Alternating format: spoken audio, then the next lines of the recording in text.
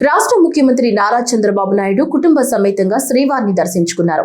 సతీమణి భువనేశ్వరి, మంత్రి లోకేష్ తో కలిసి తన మనవడు చిరంజీవి నారా దేవాంశ్ పుట్టినరోజు సందర్భంగా తిరుమల శ్రీ వెంకటేశ్వర స్వామి వారిని దర్శించుకున్నారు. ముందుగా వైకుంఠం క్యూ కాంప్లెక్స్ ద్వారా ముఖ్యమంత్రి ఆలయంలోకి ప్రవేశించారు.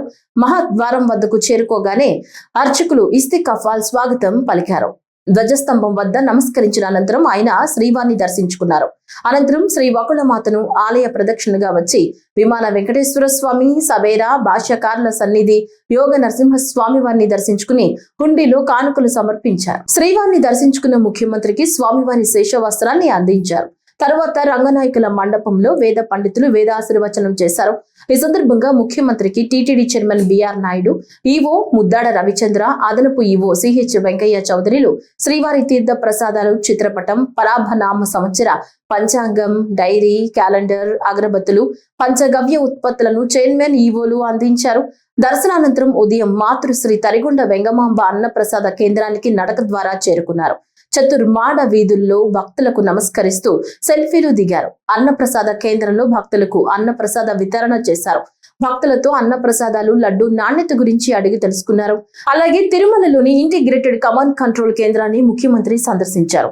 అనంతరం స్టేట్ ఫుడ్ ల్యాబొరేటరీ FSSAI సంయుక్తంగా ఏర్పాటు చేసిన ఆహార పదార్థాల విశ్లేషణ ల్యాబొరేటరీని ముఖ్యమంత్రి చంద్రబాబు నాయుడు ప్రారంభించారు.